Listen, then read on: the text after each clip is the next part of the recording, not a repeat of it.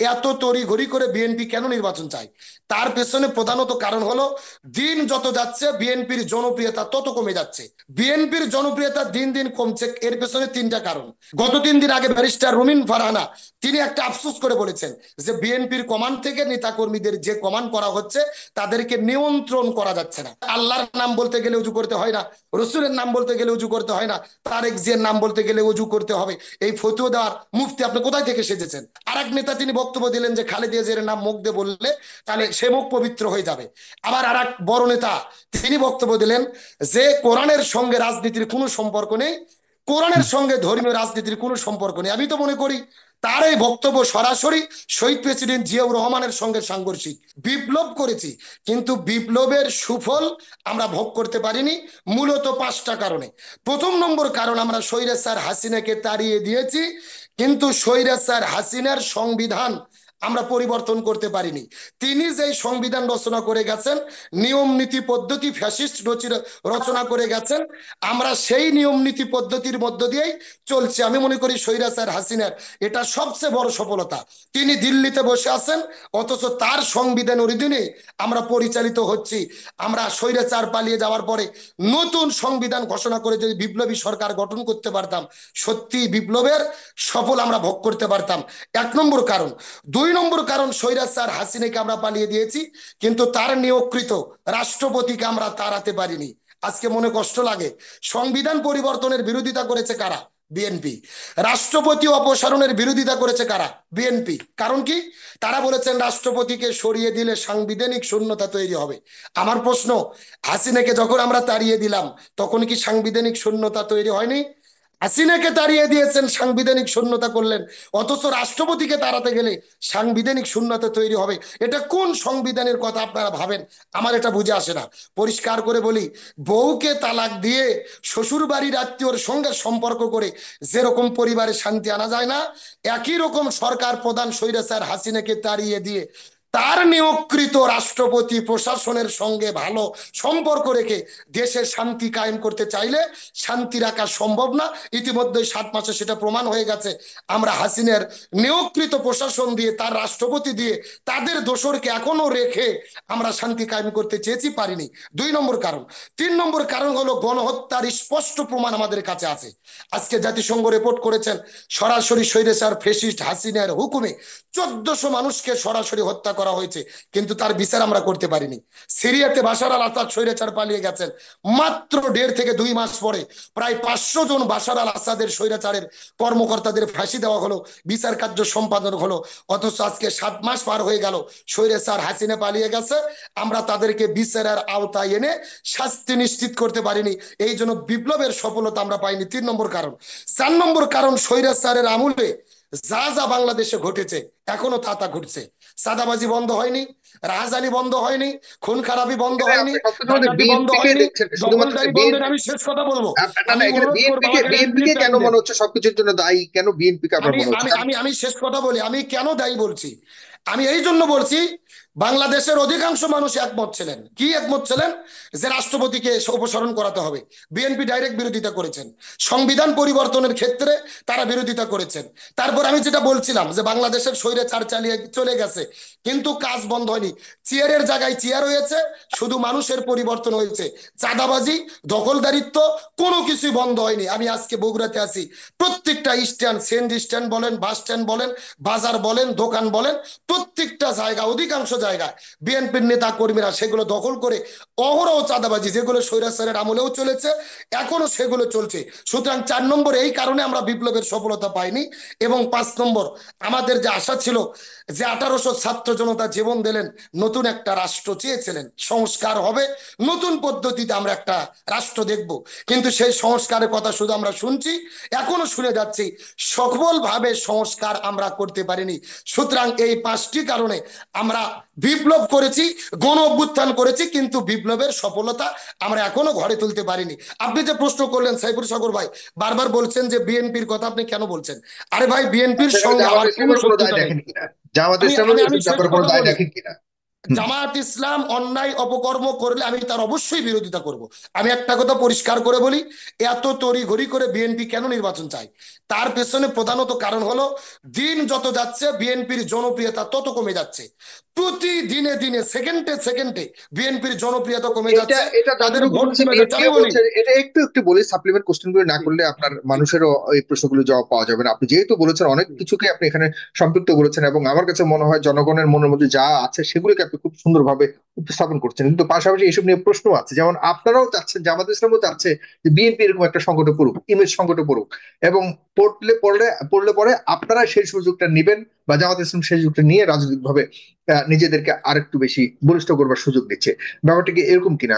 Otherwise না, তো আমি আমি জামাত মনে করি ইসলাম। ব্যাপারটা মোটেও এরকম না। হুম। আসলে বিএনপি কে ইমেজ সংকটে ফেলে জামাত ইসলামের যে সুনাম অর্জন করতে হবে এর কোনো প্রয়োজন নেই। আমরা দেশ স্বাধীন করেছি, বিএনপি রাজনীতি করবে, জামাত ইসলাম তার রাজনীতি করবে, মানুষ যাকে সমর্থন করবে তারা সফলতা পাবে, তারা ক্ষমতা আসবে। আমি পরিষ্কার করে বলি, জামাত হুম। ইসলাম বা আমরা এখনো সবাই কিন্তু চিন্তা ভাবনা করে, বাংলাদেশের 80% মানুষ ভাবে যে এখন যদি একটা নির্বাচন হয় বিএনপি বিপুল সংখ্যাগরিষ্ঠতা নিয়ে ক্ষমতায় যাবে। কিন্তু আমার প্রশ্ন হলো, আপনারা ক্ষমতায় তো যাবেন, তাহলে ক্ষমতায় যাবেন মানুষের পক্ষে থেকেই যান না। আপনারা হুম। তড়িঘড়ি করে এত বাড়াবাড়ি কেন করছেন? ভারতের চাওয়ার সঙ্গে আপনাদের চাওয়ার এত তড়িঘড়ি কেন? অবশ্যই নির্বাচন দরকার, তবে ন্যূনতম একটা সংস্কার যদি না হয়, প্রশাসনিক পরিবর্তন যদি আমরা না আনি, এই প্রশাসন দিয়ে আমরা নির্বাচন করে কিভাবে সুস্থ সুন্দর নির্বাচন আশা করতে পারি? আমি একটা কথা, যে কথা বলছিলাম বলে শেষ করব। বিএনপির জনপ্রিয়তা দিন দিন কমছে, এর পেছনে তিনটা কারণ। আমি প্রধানত একটা কথা বলি, শহীদ প্রেসিডেন্ট জিয়াউর রহমান আমাদের বগুড়ার সন্তান। আমার বাড়ি থেকে জিয়াউর রহমানের বাড়ি যেতে সর্বোচ্চ 20 থেকে 25 মিনিট টাইম লাগবে। শহীদ প্রেসিডেন্ট জিয়াউর রহমান বাংলাদেশের স্বাধীনতার মহান নায়ক, যিনি স্বাধীনতার ঘোষণা দিয়েছিলেন, আমরা তার জন্য দোয়া করি আল্লাহ তাআলা তাকে জান্নাতের মেহমান হিসেবে কবুল করেন। তিনি বাংলাদেশের বাকশালকে দূরীভূত করে বহুদলীয় শাসন ব্যবস্থা কায়েম করেছিলেন, ধর্মভিত্তিতে রাজনীতি করার সুযোগ দিয়েছিলেন, ইমানদার মুসলমানদের তাকবীর দেওয়ার সুযোগ দিয়েছিলেন। কিন্তু আমার প্রশ্ন, শহীদ প্রেসিডেন্ট জিয়াউর রহমান যে রাজনীতি রেখে গেছে, আজকে কি বিএনপির ভাইরা সে রাজনীতি করতে পারছেন? তিনি যে ভাঙ্গা সুট কেটে রাজনীতি করে গেছেন, আজকে সেই রাজনীতি কি আছে? আজকে তো আমরা দেখতেছি দখলদারিত্ব রাজনীতি। গত 3 দিন আগে ব্যারিস্টার রুমিন ফারহানা তিনি একটা আফসোস করে বলেছেন যে বিএনপির কমান্ড থেকে নেতাকর্মীদের যে কমান্ড করা হচ্ছে তাদেরকে নিয়ন্ত্রণ করা যাচ্ছে না। আমি শেষ কথা বলি, 3টি কারণে বিএনপির জনপ্রিয়তা দিনে দিনে কমে যাচ্ছে। প্রধান নম্বর কারণ হলো এই যে কর্মীদের চাঁদাবাজি, বাজার দখল, সিএনজি স্ট্যান্ড দখল, মানুষের কাছে গিয়ে চাঁদাবাজি করা, জুলুম করা, স্বৈরাচাররা যা যা করেছে এরাও তা তা করে যাচ্ছে। এটা কেন্দ্রীয় সংগঠন বিএনপির নেতারাও চায় না, কিন্তু তারা সেটাকে নিয়ন্ত্রণ করতে পারছে না। আমি সেলুট দেই তারেক রহমান, যিনি এখন বিএনপির সবচাইতে বড় নেতা, তিনি অত্যন্ত চমৎকার কথা বলেন। লন্ডন থেকে যে বক্তব্যগুলো দেন আমি মনোযোগ দিয়ে শুনি। তিনি অত্যন্ত মেচুইড এবং ভদ্রতার সাথে সুস্থ সুন্দরভাবে বক্তব্য দিয়ে নেতা কর্মীদের তিনি দিক নির্দেশনা দেন। কিন্তু আমার প্রশ্ন, তার নির্দেশনা কর্মীরা কি মানছেন? তার কথা মতো কর্মীরা কি চলছেন? তাহলে কর্মীদের এই যে অবাধ যে অবস্থা, তাদের যে চাঁদাবাজি দখলদারিত্ব, এই জন্য দিন দিন বিএনপির জনপ্রিয়তাও কমছেন, ভোটও কমছেন। 2 নম্বর কারণ বিএনপির নেতাদের লাগামহীন বক্তব্য। কিছু কিছু নেতা তো স্পষ্ট বক্তব্য দিচ্ছেন। গত 3 দিন আগে এক নেতা বক্তব্য দিলেন কি, যে তারেক জিয়ার নাম বলতে গেলে অজু করে বলতে হবে। চিন্তা করে দেখেন, তারেক রহমানের নাম বলতে গেলে নাকি অজু করতে হবে। আরে ভাই, এই বক্তব্য দেওয়ার আপনি কে? আর আপনি বক্তব্য দেওয়ার অধিকার কোথায় পেলেন? একজন আপনার নেতা, আপনি তাকে সম্মান করতে পারেন, ভালোবাসতে পারেন, কিন্তু তার নাম বলতে গেলে অজু করতে হবে? আল্লাহর নাম বলতে গেলেই তো অজু করতে হয় না। আল্লাহ বলছেন ফাজকুরুনি আযকুরুকুম, যখন খুশি তখন তোমরা আমাকে ডাকো, আমি আল্লাহ তোমাদের ডাকে সাড়া দেবো। তাহলে আল্লাহর নাম বলতে গেলে অজু করতে হয় না, রসুলের নাম বলতে গেলে অজু করতে হয় না, তারেক জিয়ার নাম বলতে গেলে অজু করতে হবে? এই ফতোয়া দেওয়ার মুফতি আপনি কোথায় থেকে সেজেছেন? কোরআন সুন্নাহর ব্যাখ্যা আপনি কোথায় থেকে পেয়েছেন? তা আপনাদের নেতা কি আল্লাহ রসুলের চাইতেও পড়ে? এই যে বক্তব্য।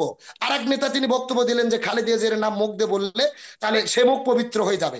আবার আর এক বড় নেতা তিনি বক্তব্য দিলেন যে কোরআনের সঙ্গে রাজনীতির কোনো সম্পর্ক নেই, কোরআনের সঙ্গে ধর্মীয় রাজনীতির কোনো সম্পর্ক নেই। আমি তো মনে করি তার এই বক্তব্য সরাসরি শহীদ প্রেসিডেন্ট জিয়াউর রহমানের সঙ্গে সাংঘর্ষিক। শহীদ প্রেসিডেন্ট জিয়াউর রহমান সর্বপ্রথম বাংলাদেশে ধর্মভিত্তিক রাজনীতির বৈধতা দিয়েছিলেন। তার মানে তিনিও জানেন ধর্মের মধ্যে রাজনীতি রয়েছেন, কোরআন সুন্নাহই আসে আসল রাজনীতি। আমার নবীজি মদিনা নামক রাষ্ট্রের রাষ্ট্রপতি ছিলেন, 10 বছর কোরআন দিয়ে রাষ্ট্র পরিচালনা করেছেন। তাহলে জি। কোরআনের রাজনীতি অস্বীকার করা মানে কোরআনকে অস্বীকার করা, ইসলামকে অস্বীকার করা। সুতরাং আপনি একজন মুসলিম হিসেবে কিভাবে বলেন কোরআনের সঙ্গে ধর্মীয় রাজনীতির বা রাজনীতির কোনো সম্পর্ক নেই। হ্যাঁ, আপনি ধর্মীয় রাজনীতি করতে না পারেন, আপনি আপনার নেতার রাজনীতি করেন, আপনি জিয়াউর রহমানের রাজনীতি করেন, আর একজন বঙ্গবন্ধুর রাজনীতি করেন, আর একজন এরশাদের রাজনীতি তার করেন। মানে এই তিন আমরা কারণে যদি আপনি মনে রসুলের করছেন রাজনীতি করতে বিএনপির চাই, জনপ্রিয়তা কমছে? আপনি তার বিরোধিতা করবেন কেন? আমরা পরিষ্কার করে বলি, একটি কথা বলি, কোরআন হলেন লিকুল্লি তিবিয়ানান, পরিপূর্ণ কিতাব। যে কিতাবের ভেতরে রান্নাঘর থেকে শুরু করে সংসদ পর্যন্ত যা কিছু লাগবে সবকিছু আল্লাহ কোরআনের মধ্যে দিয়েছে। সুতরাং কোরআনই হলো পৃথিবীর সর্বশ্রেষ্ঠ রাজনৈতিক কিতাব। আমি মনে করি কোরআনের মধ্যেই রয়েছে আসল রাজনীতি। আর বাংলাদেশে আমরা যেগুলো করি এগুলো হলো পেট নীতি, দুর্নীতি, আর হলো দখলদারিত্বর রাজনীতি। সুতরাং এখান থেকে আমি বুঝাতে চাচ্ছি কিছু কিছু নেতার লাগামহীন বক্তব্যের কারণেও বিএনপির জনপ্রিয়তা কমছে। এবং 3 নম্বর কারণ হলো জনগণের মতামতের পক্ষে বিএনপি অবস্থান নিতে পারছে না। জনগণের চাওয়া কি ছিল? স্বৈরাচার পালিয়ে গেছে, যেন রাষ্ট্রপতিকে অপসারণ করা হয়, কিন্তু বিএনপি সেই পক্ষে অবস্থান নিতে পারেনি। জনগণ চেয়েছিল বাংলাদেশে নতুন এক রাজনৈতিক বন্দোবস্ত জি, তৈরি হবে, বলেছেন নতুন বলেছেন এক এসব সংবিধান ব্যাপারে। হবে, যার মাধ্যমে ভবিষ্যতে কোনো ফ্যাসিস্ট আর মাথা চাড়া দিতে পারবে না। কিন্তু সেখানেও বিএনপি বিরোধিতা করেছেন। জি, আবার বর্তমানে আপনি বলেছেন স্থানীয় নির্বাচন নাকি আগে জাতীয় নির্বাচন। আমি পরিষ্কার করে বলি, অবশ্যই নির্বাচন, জাতীয় নির্বাচনের জন্যই তো আমরা এত লড়াই সংগ্রাম করেছি। তবে বর্তমান প্রেক্ষাপটে যেহেতু প্রশাসনিক দুর্দশা, প্রশাসন ভালোভাবে কাজ করছেন না, এই জন্য আমি মনে করি পরীক্ষা করার জন্য হলেও আগে স্থানীয় নির্বাচন দিয়ে পরীক্ষা করে দেখা দরকার প্রশাসন কতটা দায়িত্ব পালন করে, নির্বাচনগুলো আচ্ছা, কিভাবে একদম সুস্থ স্পষ্ট হয়, এটা সবকিছু আপনি দেখার পরে চমৎকারভাবে জাতীয় বলেছেন। নির্বাচন করা যেতে পারে বলে মনে করি। ধন্যবাদ প্রিয় ভাই। ধন্যবাদ আপনাকে অনেক ধন্যবাদ। প্রিয় দর্শক, আপনারা কি একমত কিনা একদম পুরোপুরি সবকিছুকে তিনি তুলে এনেছেন।